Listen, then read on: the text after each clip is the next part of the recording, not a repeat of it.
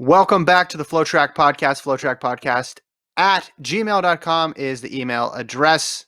It is Tuesday, April 7th. I'm Kevin Sully, joined by Gordon Mack with a backwards hat today. I like the different fashion styles that we're getting to see from everybody. Yeah. Well, I had a bad hair day in the morning, so I audibled and put on my great orange hat, which is a gritty hat. Hashtag Flyers for life. Not really. I mean, I like the Flyers, but they're not my number one team. But yeah. I wish there was more mascots in track and field. That would be great, right? We don't see that. So Berlino in 2009, everybody loved Berlino. Like that was like universally the best mascot. And then after that, I feel like we went completely away from mascots, didn't we? I mean, I know they have them, but no one's branded as like, oh, this is going to be the mascot. But you don't want a mascot of the athletics championships. You want the mascots to be for the teams. Like you want a USA mascot showing up to the track meet. You want a Jamaica mascot showing up at the track meet. You want to see them fight. You want to see them do like fake competitions before the actual competition. That's what we need. I mean, and it'd be cool if like every year, like the mascot for USA is like different or like improved or just like, just like they change it up every year or two. So you get excited about the new mascot. Be like, ooh, this time it's, it's not an eagle. This time it's a porcupine or something like that. I don't know. But like, it'd be cool, right? To see like, what would the Jamaica mascot be? Yeah, no, that's a good idea. I was thinking of it in the context of the event. And Lincoln and I last year in Doha, we found Follow the Falcon's changing room, and we wanted to do an investigative piece on Follow the Falcon. But you're right. That person's just there giving hugs and high fives to everybody. We want something that is more competitive, something that tries to be better than the other mascot. I'm with you. I have no idea. It would be cool too if countries sent as many mascots as athletes. Like they only had one athlete qualify, but on the plane with them was the mascot. Yeah, so one mascot per country. So, yeah, it would be great. Just a ton of mascots. This is a good article for Lincoln to start brainstorming. It's like if we had mascots in track and like describing and you could hire Sari to draw the visual of what the mascot would look like using her art expertise. That'd be great. I like this. No, this is actually good. What every country's mascot should be is actually a very good content idea. I know we didn't start this podcast today with the intention of you dropping awesome content ideas, but there we are, and it's only been 2 minutes, 3 minutes. Well, this is good. People should email the podcast, flotrackpodcast@gmail.com, with great mascot ideas for these teams. Like, what would the Team USA mascot be? What would the Jamaica team be? What would the Irish team be? I want to know. Yeah. This is awesome. And unfortunately, I didn't think of this before we started, because then that could have been the topic for this podcast. Instead, I'm just rehashing what you and Lincoln did yesterday with your podcast and the greatest what ifs. So we're doing a podcast. I'm here. I see you. Oh, sorry. Lost you for a second there. Yeah, internet, baby. So everybody's on it. It's this hot new commodity. The internet is this thing. I liked your guys' what ifs. I thought your what ifs were really good. But I was listening to it as I was running, and I came up with some more. Mine are a bit different because that was Lincoln's list, right? Or was that your list? That was Lincoln. Yeah. So his were box office, right? He's got some really big names involved in there. He's got the major events.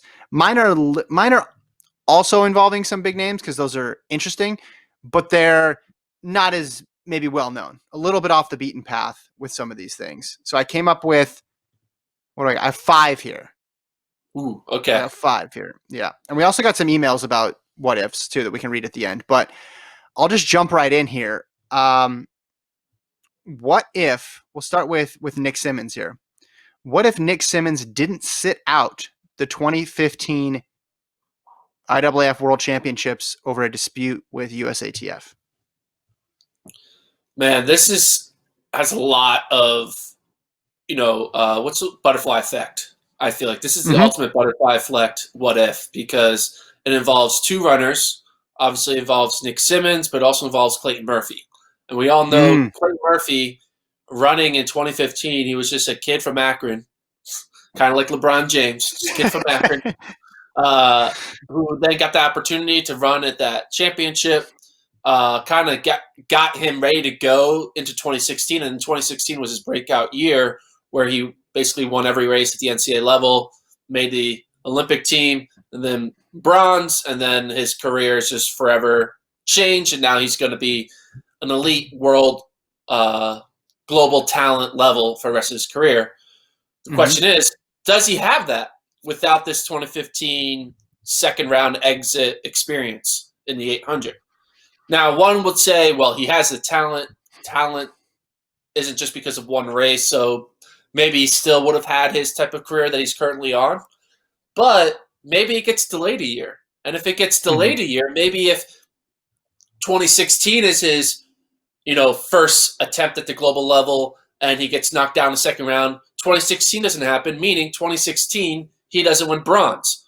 Meaning 2017 is the year Clayton Murphy wins bronze. And if 2017 is the year Clayton Murphy wins bronze, that's also the year where he doesn't make the team. So that means someone on the 800-meter team doesn't make it, right? So who made the 2017 team? It was Harris Brazier. made it, right? It was Brazier, Harris, and man. But I Berrien? No, it wasn't Berrien. I'd look it up right now, but my internet would die. So. Okay. But anyway, that athlete who made the 2017 team then doesn't make it. And basically, everyone gets shifted a year, and it just screws up all of what has happened. Maybe Bryce Hoppel now doesn't have the year he had in 2019, and now Hoppel is coming back for a senior year at Kansas to actually have the run he had. And Bryce Hoppel then, as a result, doesn't get to run his senior year because of coronavirus, meaning Bryce Hoppel misses out on a contract. Wow. So much is happening. Like, Nick Symmonds is the reason Bryce Hoppel has a contract, in my opinion, because everything gets shifted a year up, which means Bryce Hoppel is the last person to get shifted, and he gets shifted into 2020 from 2019 to 2020, and Corona shifts Bryce Hoppel from 2020 2 years all the way to 2021. Man, it's crazy. You took that farther than I thought you would, but very impressed with the butterfly effect there. I was just looking at it from that short-term Murphy perspective of gets the experience, and that probably helps him get that bronze in Rio. Now, let's look at it from the Symmonds perspective. That was the last team he made. That was one of the most impressive Nick Symmonds races of his career at USA's, right? It was only his third meet running the 800. Comes in, under-raced, still pulls out a U.S. title. He had this amazing streak of making teams. We all know about that. Then he has a dispute with USATF, doesn't run, doesn't make another team, and that was pretty much it, right? 16, he pulls out of the trials, and then 17, he just ran the first round, right, and didn't advance. He got injured. Okay, let's go back and look at that 2016 or 2015 World Championship race. Now, people might say, hey, David Risha won, so there's no way Nick Symmonds would have won. Do you know what they went out in the first 400 in the 800-meter final? What? 54.15. Wow. Whoa, I see where you're going. I see where you're going with this. Rudisha won in 145. Now, okay, say Symmonds doesn't beat Rudisha, he gets silver. He already had a silver from 13, blah, blah, blah. Nothing's different. Everything's the same. Rudisha wasn't having a crazy year that year leading into it. His best time coming into it was 143. He was beatable then, and he was specifically beatable in that type of race. Now, maybe he wouldn't have run that type of race if Nick Symmonds was in the race. We don't know, but it was one of those. I rewatched it this morning before we started recording. It was one of those things where 100 meters to go, everybody's in it, Gordon. And Rudisha is just holding people at bay and eventually gets a little bit of separation. And then by the end, he's well clear. But it was a complete mess with 200 to go. Adam Schott tries to pass Rudisha on the inside. Rudisha's like, excuse me, son? Do you know who I am? Do you know my name? No, get out here. Amel Tuca's there. Like, who do you want in an argy-bargy, tactical, rough and tumble race? Right. I mean, you want Nick Symmonds. Yeah. Yeah. That was almost a better setup than 2013 when he had a shot at gold and he ends up getting silver, with the exception of the fact that the greatest 800-meter runner of all time wasn't in the race in 13 and he was in 15. But I would listen to the argument and seriously consider the argument that Symmonds had at least a puncher's chance at getting gold in those world championships. Whoa. I mean, I just always wrote down in my what if yearbook that Nick Symmonds had no chance. And that's, part of the coming, like, he kind of scratched because he kind of knew, like, hey, what's better, publicity or out in the second round, But maybe, now that I think about it, like, maybe Symmonds would have made that final. Maybe Symmonds would have appreciated the 54 opening lap, and then maybe Symmonds, with 200 meters to go, would have shocked the world. Man, that would be very unique. I definitely think it would have made the final, right? I mean, he makes finals. That's what he does. So, I mean, he was running well enough. Then, he goes in under race too, which I think is good, right? Like, he's going to be fresh going into those world championships just because he didn't race a ton. And then he doesn't run. And then 16 obviously works out the way it did. And then he was never, I mean, that was like injuries and stuff. And then that was very clearly, the drop off was precipitous at that point, which goes to show you how fickle the life of a pro athlete is. It's like 1 year you're the USA champion, and then the next year can't get to the starting line. And then 2 years later, I mean, he was running like 148 and 147. Yeah. I don't have the times in front of me, but just trying to get any form back. But in 15, I think we forget he was really good. And the timing isn't always what you think it is. Like, people win championships and win major marathons when we don't expect them to. And I think that might've been one, but I really like your connecting Murphy to Bryce Hopple's contract. That was impressive. Yeah. What do you think of Symmonds' reaction when he's sitting down on the couch watching that 800 final and he sees it go out in 54, knowing that, like, he could have been there? Do you think he has regret with what the stunt he pulled? I guess you call it a stunt. I don't know. Do you think he has regret, or do you think when he sees that, he's like, damn, man, I could have ran 145? I asked him that at one point, and to be honest, I don't really remember I don't think he had regrets. I remember that much of it, of just like, yeah, he would have liked to run, but it was, to him, it was about this other piece of it. He's also smart, right? He thinks through everything.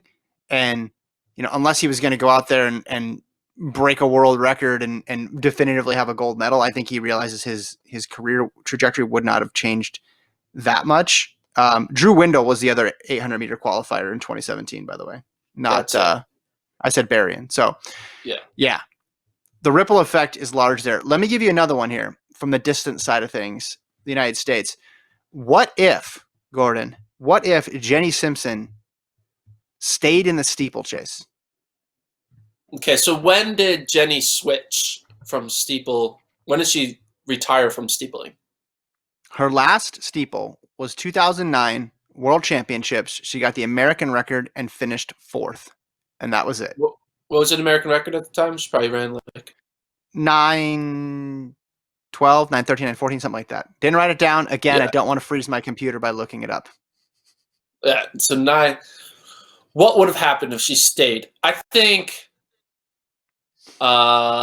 Jenny goes down as, I'm going to say it, not as an impressive, like, not as an all-time great. Like, she wins less medals.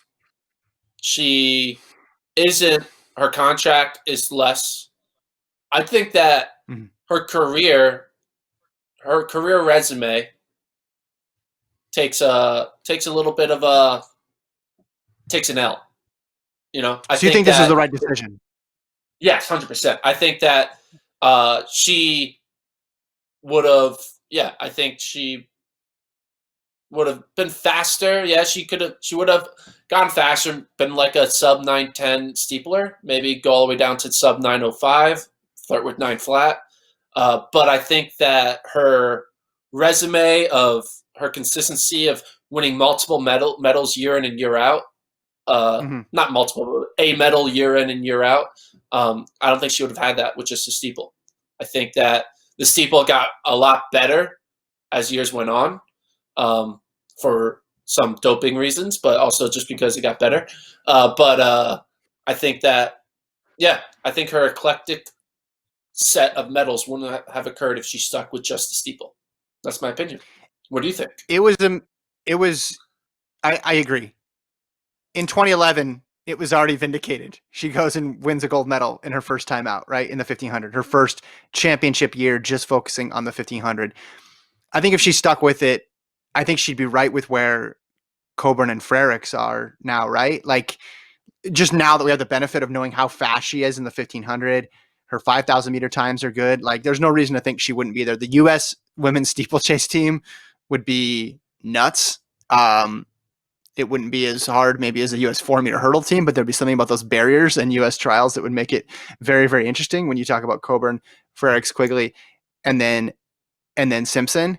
But yeah, you can't argue with she's only missed one final since 2012, and she's got 4 medals in an event, and that event's been populated by people that have tested positive as well too. Same with the steeple, probably more so in the 1500. But here's a butterfly effect on top of a butterfly effect. Okay. Do you want? I think I know where you're going with this. Go for it. I think I know where you're taking. I'm going to 2011. You remember 2011? You were pretty young in 2011. Young lad. I was a young lad. Well, that's 9. Dude, when I think of 2011, I think it's like 4 years ago. But then when you really think about 2011, it's almost 10 years ago. That's crazy. Do you remember who the best U.S. 1500 meter runner was that year before the World Championships? On the women's side? Yeah. Moser? No. Morgan Usini. Morgan Usini was number one ranked in the world. Yes, and she was the favorite. She fell with about 500 meters to go in Daegu. And I went back and I watched that race. And I think because she also fell in 2012, everyone was like, oh, it's Usini's fault. She just puts herself in bad positions and bad tactics. At least in 2011, it wasn't her. Someone fell in front of her and she just went over her. And it was Obiri too. In both of them, 11 and 12, Obiri was involved. I mean, that's another what if inside this other what if, right? If Morgan Usini stays on her feet, she probably wins that race in 2011 in Daegu, I think. Which then she was that good. Over. That's don't tell Jenny that. Well, I mean, what made the Jenny race so crazy was she was a huge underdog. I mean, she was obviously a solid runner, but 2011 leading into it, she was. Now you can't put everything into times in the 1500, but it's not like she was blowing it out of the water. Like Usini was the one who was really taking it to these Diamond League races. She had a strong finishing kick. Again, 1500 is hard to predict based on the regular season, but she was really good. And I think that would have been interesting, right? She wins in 11. That means Simpson doesn't win. Does then Simpson then go back to the steeplechase after that, right? And like if she doesn't have that great race, does she then go back to the steeple? And with Usini, it's just insane how good she was in 11 and 12 and never got a chance to get a real finishing result because of falls both times. What were you going to say? What was the butterfly effect I was talking about? Well, I was going to say, when you think about the current steeple landscape on the women's side, you have the big 3 in Coburn, Frericks, and Quigley. Now, does someone like Quigley, if Jenny Simpson is in the steeple conversation and only 3 qualified, does Quigley make a decision to kind of focus more on the 1500? And do we see Quigley in 1500 meter world finals? Remember, Quigley was a great miler in college, and she has some speed. She's run the mile at USA's a couple times and finished top 2. She beat Houlihan 2 years ago. She beat Houlihan. Like, do you think Quigley could then have the career that Jenny could have been, like starting the career that Jenny started in 2011? You know what I mean? And that Quigley starts that in 2015. It's like you swapped them. Yeah. Right? Yeah, you swapped them. The whole. I think Jenny would have been good at whatever she did. She just seems like the person who's going to rise up and figure out a way to make it work. 1500, I think, really suits her skills because she's a really heady runner. But yeah, you don't know how much of this is derived off of, and this is like kind of the theme that you and Lincoln were talking about, the concept of momentum, right? Oh, you get this one win and then it leads to the next win and then you stay in this event and then now all of a sudden, hey, you've racked up a couple world titles. We'll never know how much that 2011 gold medal did for Simpson's confidence as it related to, because she goes the next year, right? 2012, That's the one final she missed in this whole run between 2011 and 2019. The one time she missed it was that next year. And it's not like it derailed her. No, she came back in 13 and then got a silver medal. And then 15, she made the final, but didn't medal. And then 16, she's fine. Like, she's been able to weather all these little bumps along the way. So her maybe less so than other people, but I mean, Quigley, you're right. Put her in the 1500 and she's vying for teams as well, right? Yeah. I mean, you think about the training that Schumacher has done with Shelby, right? You got to imagine she would be picking up and doing the same workouts as Shelby does for 1500 meter training. And, you got to imagine Schumacher clearly is showing he knows what to do with some 1500 meter speed, showing how he's able to turn Josh Thompson from a miler / steepler all of a sudden into a great 1500 meter runner. I mean, he's got the standard already.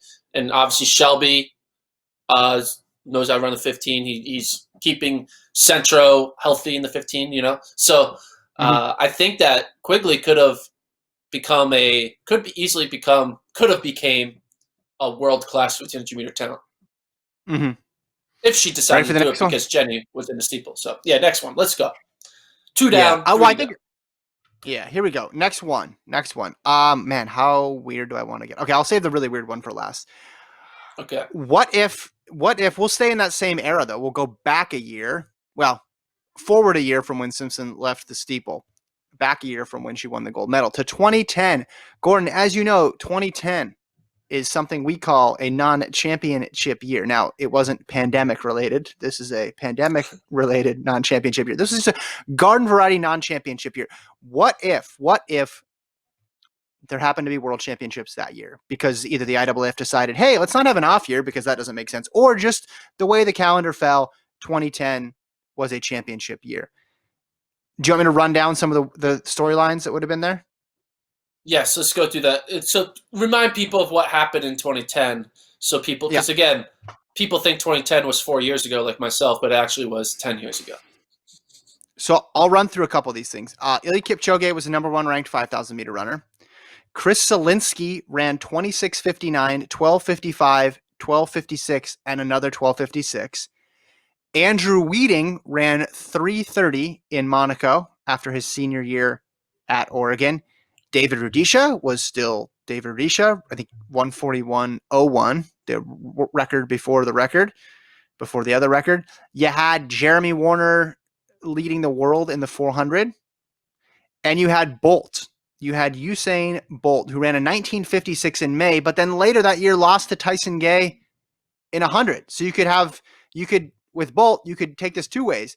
Hey, man, maybe he could have actually lost a global championship. Or, hey, he could have had a in-prime championship because this was only 1 year after 958 in 1919. Maybe we missed out on a peak Bolt year. Even though he was injured, maybe the injuries don't happen if he's more prepared because there's a championship there. Which one of those things is the most interesting to you? Well, from the American perspective, obviously, and the distance fan American is thinking about Chris Solinsky being in the best shape of his life, having a chance to be in a global championship. What happens, right? Does that translate to a medal? If it does translate to a medal, does that medal then translate to a longer career? Does it translate to maybe less injuries because the pressure's now off? Because sometimes, injuries happen and we don't know why they happen, but I feel like there's always some mental reason to an injury, whether you're trying too hard, you're not trying hard enough, all these different mental factors of pushing yourself in the wrong direction that can cause an injury. And I think it's, Chris Solinsky, then maybe it just changes. I mean, Chris Solinsky, you kind of think of like as a one-hit wonder in a weird way, because when you think of his name, you think of that Peyton Jordan race, and that's it, right? You don't think about anything else he's ever done. You don't really think about what he did in Wisconsin or in high school. You just think about that one race, and I think that one race is just so important because that was his world championship, because he just never was healthy for one, or never was fit for one. So I think it just changes the maybe it makes Solinsky like more of like a Tegan camp, and he kind of just comes up like becomes more of a like blends in with like just a solid guy who makes teams. Maybe gets fifth or sixth at global championships, but because we have like the what if on Solinsky of like we really don't know what the best Solinsky could have been, but we have this like moment in Stanford at 10 o'clock at night, and we kind of just hold on to that because if we just look at that, we can just look in the lens that Solinsky was like this awesome talent and like everything is great because it's just such a positive experience, and we don't have to worry about like the rest of his career.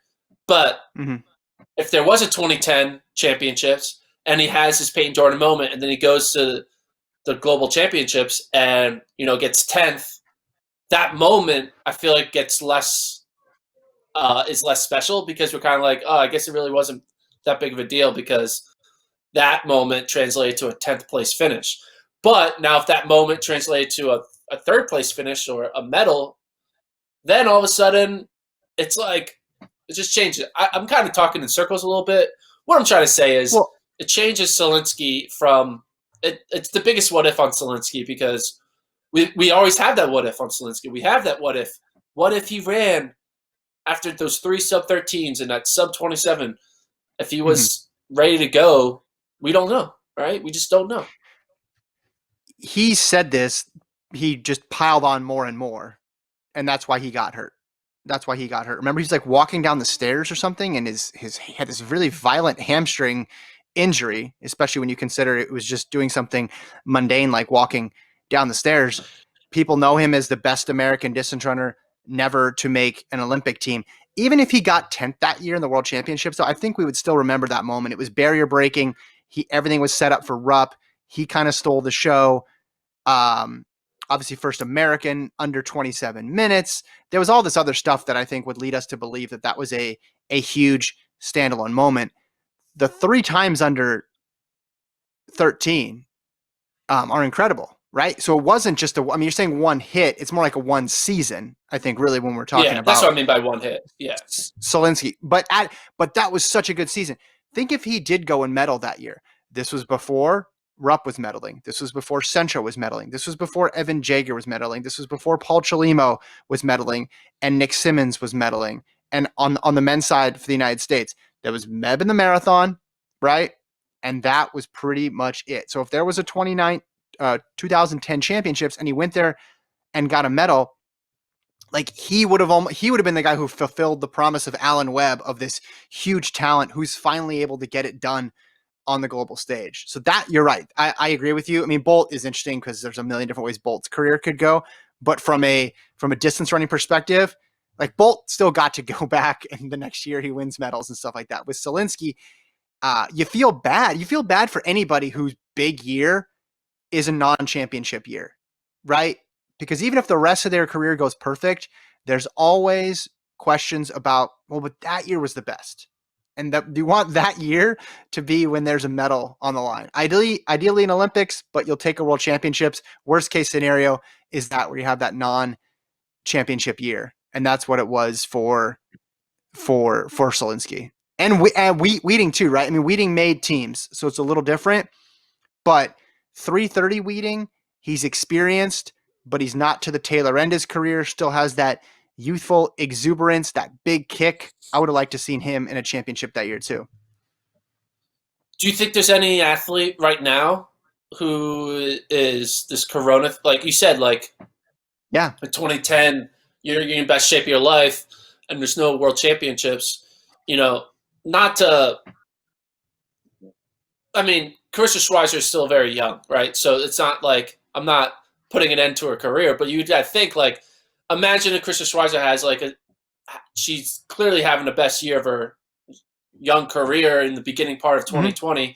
What if she gets hurt in 2021 and then always just gets like hurt and kind of, I mean, I hope this doesn't happen and I don't think it, but what if that happens? She'll look back at 2020 being like, man, I could have been a global medalist potentially at the Olympics and now it's all for naught, right? You never know. Mm-hmm.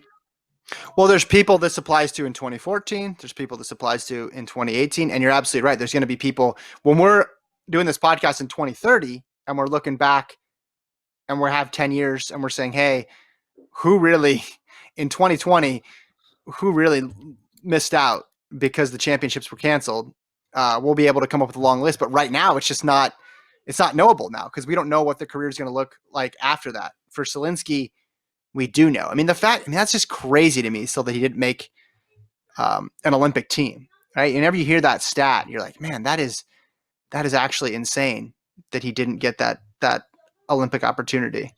What's also insane is that you said we're doing this podcast in 2030.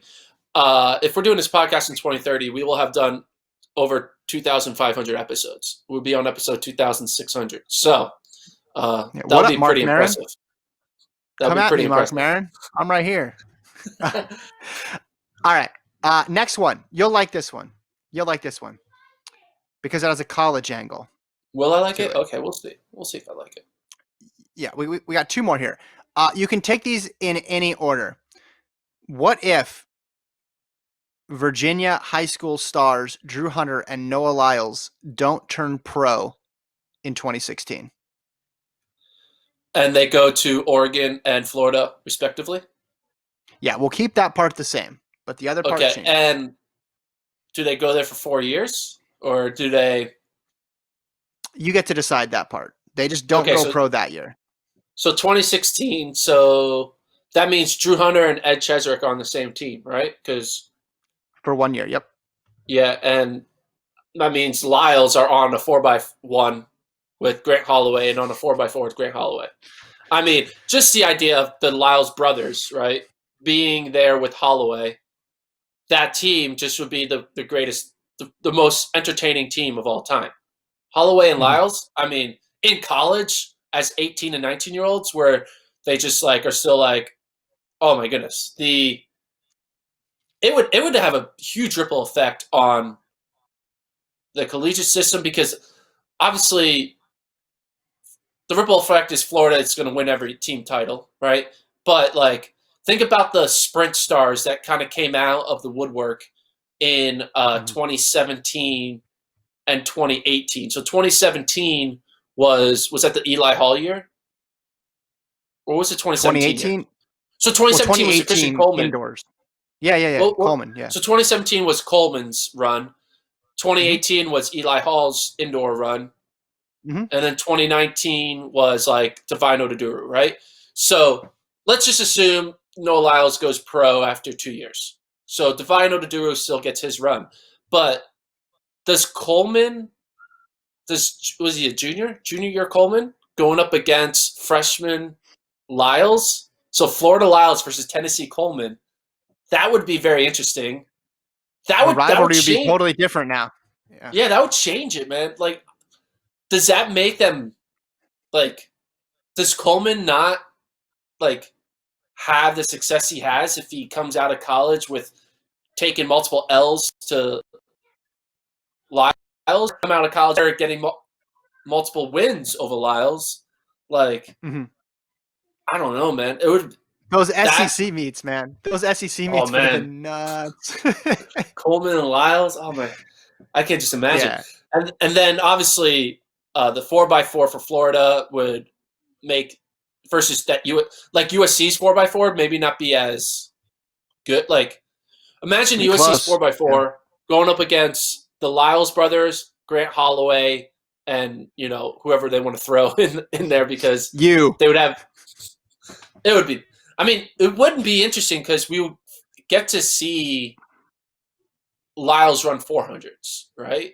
We never get to see that. That's what I'm going to say. He would have added another event, at least one other event. So 100, 200 maybe, but then also they'd want to put him in I would think they'd put him in the 4x4. So we'd at least get some splits, some viral moments there. Yeah, because you will never know how fast Lyles can run a 400 in because we see him run in high school, but he's not his best shape. But a 19.5 200-meter runner, Lyles should be able to run. He should be able to split 43 something, right? 43 low if you're running 19.5. So, and maybe that makes Lyles become a 2-4 guy. Maybe, right? Instead of a 1-2 guy. Like maybe he's like, ooh. And then that makes the rivalry between Michael Norman and Noah Lyles even better. And then that becomes a rivalry because then they're racing each other twice. So there's a lot of butterfly effects there on the Lyles side. On the Hunter side, Mm-hmm.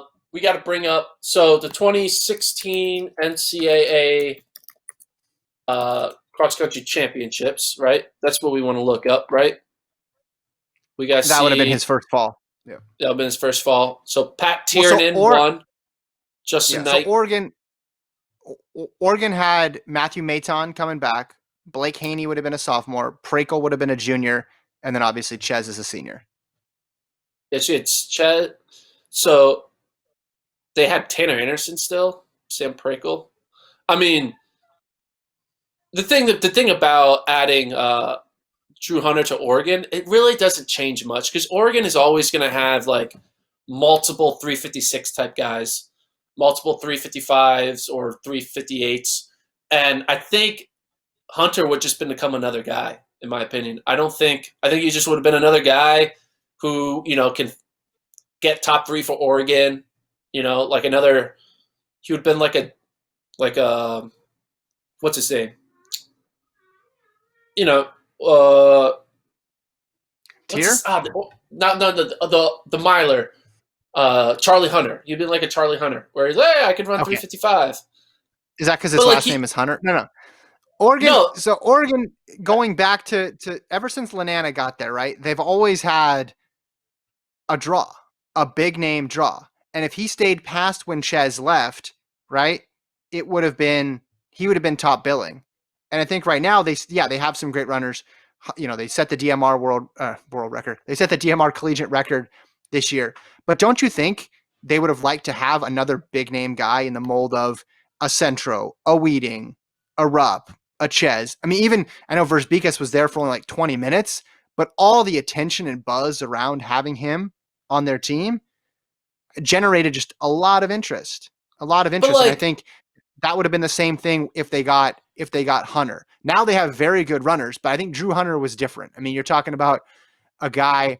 I know Matthew Maton also ran fast in high school, but Hunter was on his high school career was. I mean, wasn't it the best men's mile career since Webb? Isn't that basically what people agree on? Yeah, but I also think we're looking back at the Hunter year and rose-colored glasses because a lot of high school kids are having maybe not the same type of career as Hunter in high school, but near it, in my opinion. I think, I mean, Nico Young just ran sub 8 in the 3K. He ran 7:56. I mean, people left and right are running 4:01 and 4 flat and 3:59. I mean, Reed Brown was that. Sam Worley was 4 flat. The marquee of a sub 4 high school kid, I feel like he would just been he wouldn't be the only guy to break 4 in high school on his own team. And I think that I just think that once he puts on the Oregon jersey, I just think once he put on the Oregon jersey, he's not gonna be I just think that he's gonna run well, don't get me wrong, and he might win, but Mac Fleet won back-to-back 1,500 meter titles, but it's kind of he's just another guy who. Well, but he carried it for them. I'm just saying they needed somebody to carry it for him, and I think you can, even though yes, there was another high school sub 4 guy on his team, but don't you think Hunter's ceiling would have been higher than these other guys, and maybe you could have had another Oregon guy after Ches reel off some wins if he had stayed. Now in this scenario, I have to have him staying at least a couple of years, and maybe that's unrealistic. This would have been his senior campaign this year or fourth year. My thing is that Oregon is always going to have guys who can be top 3 in distance events. And but he had the potential to dominate. Don't you think he had the potential to dominate though? To dominate over Justin Knight? Yeah. I mean, who's in the 1,500? In the 1,500. In the 1,500? All right. So what was it? What was it? 2017 first NCAA outdoor. Bringing it up. So this is who made the 1,500 meter. Yeah. No. Josh Kerr, Craig Engels, Justin Kiprotich. So And I then think Josh Kerr 18 beats him. was 18 Josh was Kerr, Hoare, and then 19 was Nagoose. So yeah. I mean, I think that like I think Drew Hunter isn't going to. I don't think Drew Hunter dominates NCAA because the training changes. He's back. He's now training in the system of Oregon with all the other guys. I just think that Drew Hunter has like a Grant Fisher type career, okay, where like you okay, win one, but you're always in the mix. You're always talked about. You have a great kick, but then like a Pat Tiernan shows up, or Justin Knight yeah, kicks you or whatever, or your teammate. I just think that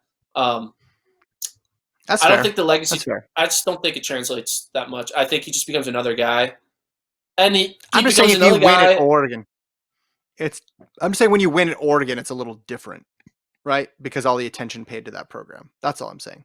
Now, Does it though? would it affect him now?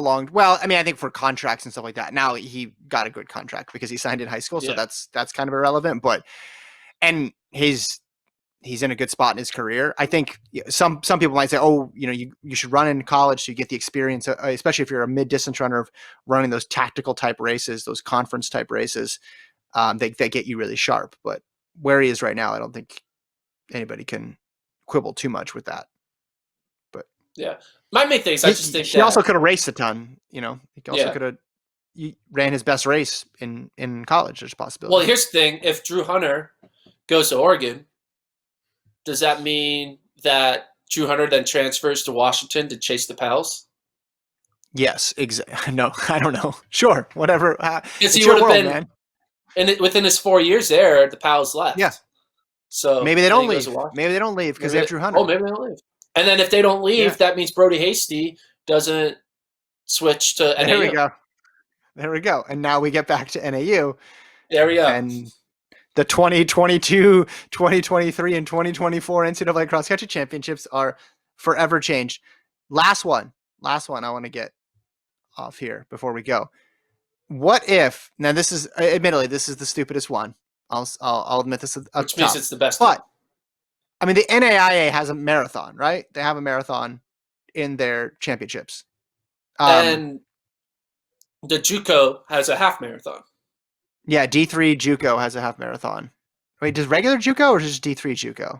No, both D1 and D3 have half marathons. There we go.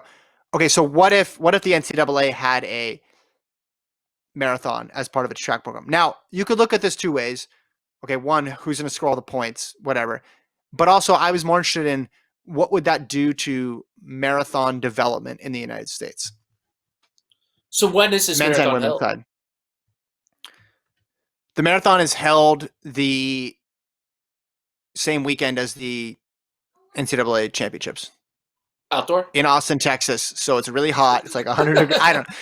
But is it held as like another event during track? Or is it held as its own championship? Yeah, maybe it's like, you know how they have the combined event sometimes different from the regular events? Maybe it's in a different location. Maybe it's in San Diego where the weather is fine all the time. I don't know. But it happens, yes. It happens, and then the points go in there, and it's in the springtime. So that way, if you're a senior, you could then go and run in the fall, right? So if Allie Ostrander ran but you choose between... Yes. You choose between track and marathon. They're not two different seasons. There's actually a rule in place in my hypothetical that if you run the marathon, you can't do any other events. Got it. Okay. So what if that happened? The marathon development. Wayne Kaladi has all the wins. Yes. I think it would be bad, in my opinion. I think it would. Explain. I think it would make. I think it would make runners not as prepared for the next level. I think it would increase the number of injuries because I think these young athletes are putting on marathon type miles. And, injuries happen a lot in the collegiate system with so much different, coaching styles. And I just think that a lot of these coaches might not know what marathon training does to an 18 to 22-year-old, especially if they're running 4 marathons in their first 4 years as an 18 to 22. Like, they're not just going to do like, oh, you're running your marathon senior year. They're going to be like, all right, this year you run a marathon, next year you run a marathon, and I think, and then you get ready for cross country. I think it would destroy these athletes because the only way it would be good is if all the coaches have like a pact saying, hey, we're not going to go hard on this marathon, so let's just like turn it into a 10K where we kind of all just kind of cruise through the first 20 miles, and then we can make it a race. But there's always going to be a coach who's like, no, I want points, and I just think it would kill the development of all these athletes. I think I think you need to learn how to, when you're young, you need to learn. There's a reason why in high school they run a 5K across country, and then, or there's a reason why in middle school they run like the 2-mile cross country race, and then in high school they move to the 5K, and then in college it's 8K, 10K, et cetera, moving all the way up. There's a reason for that. It's because your young body isn't made to put on these types of miles. As much as we don't want to admit it, running is actually bad for your knees and your legs, right? It is. What if they put in a rule though that says you can't do it until your junior year?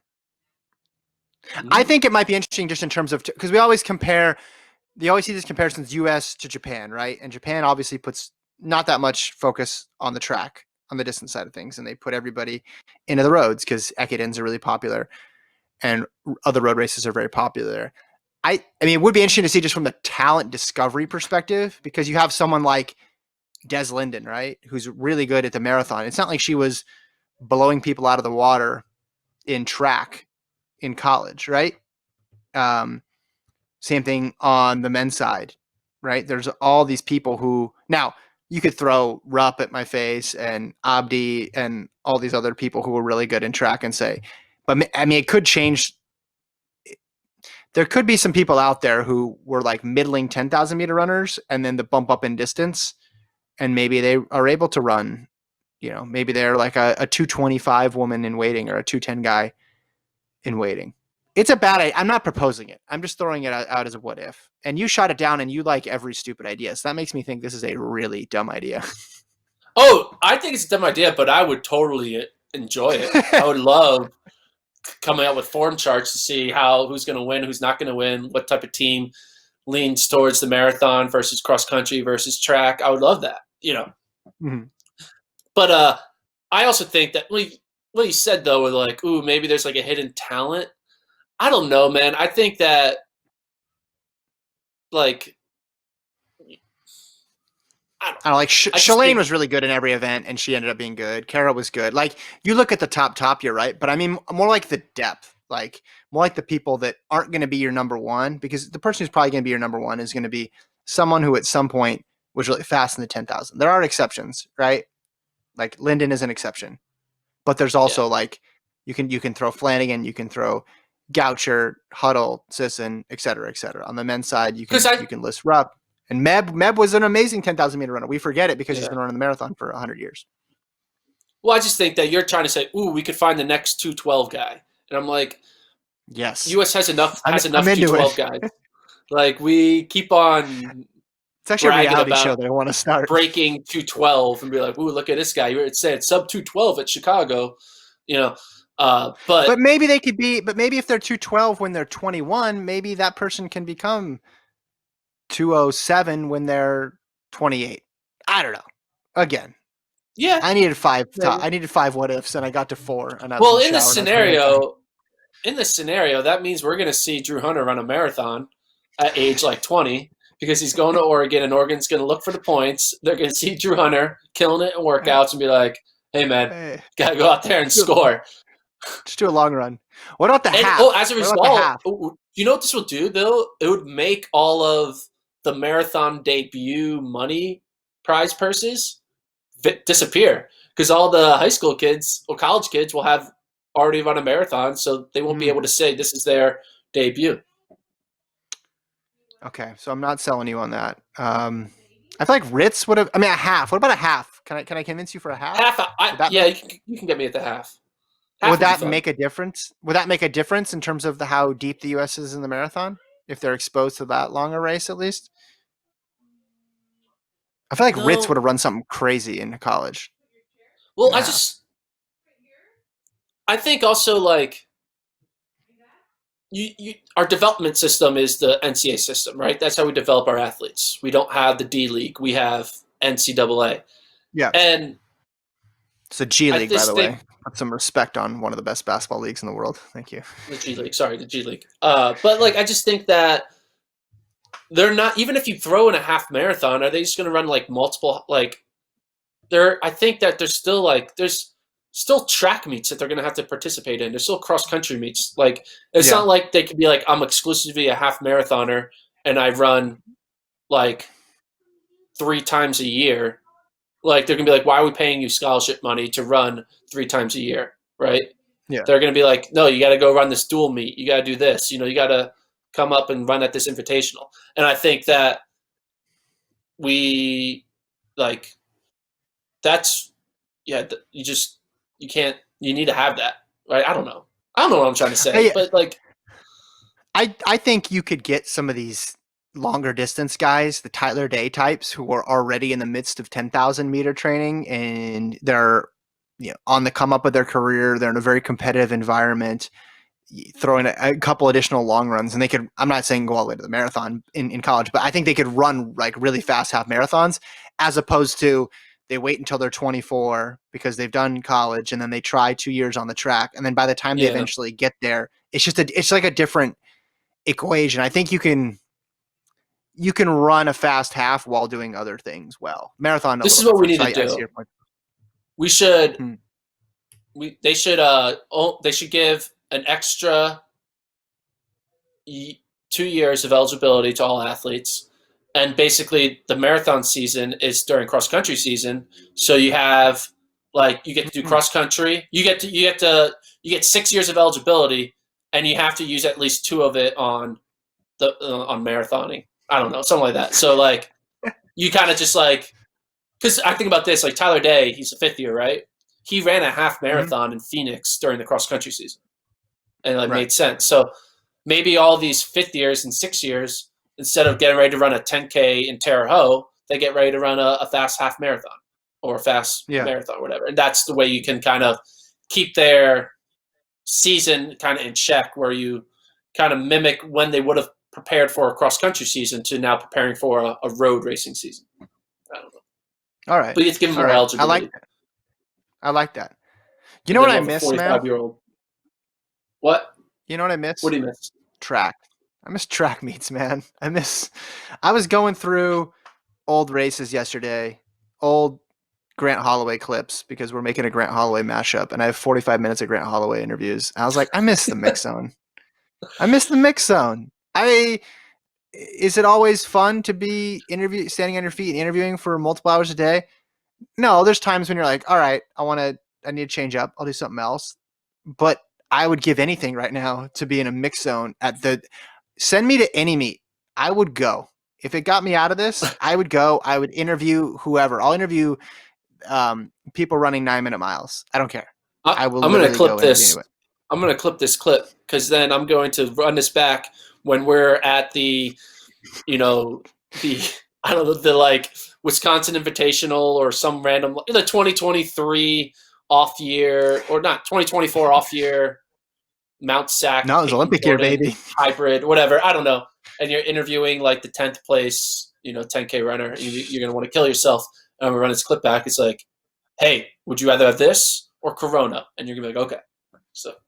No, this is it. I would love to interview 10th place, 20th place, 30th place. I don't care. Like, I was looking at those Doha interviews too we were doing, and I remember at the time Lincoln and I were like, man, this is crazy and weird. Like, we're not sleeping at all, and we're on the other side of the world, and it's 100 degrees.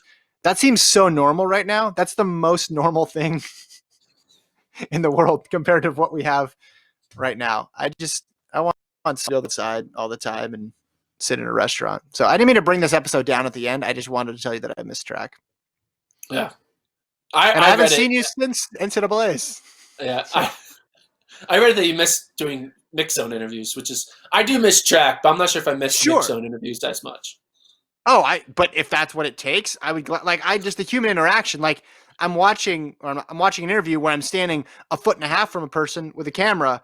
That just seems crazy right now. And because I can't stand a foot and a half from my brother who lives in town. I mean, it's just, yeah. Anyway, FloTrackPodcast@gmail.com. We didn't get to the emails today, but I think Lincoln and I, we're doing the show. Yeah. We'll do like an all email show this week, or a good chunk of it devoted to emails. So send your emails on your greatest what ifs or any other topic, FloTrackPodcast@gmail.com. Also, remember, you can download the show on Apple Podcasts, Spotify, Stitcher, or wherever else you listen to your podcasts. Any last words, Gordon? Nope. Don't stay safe. Stay safe. That was great. That was inspired. Thanks to Lon for producing. We'll be back tomorrow. We'll see you guys then. Bye.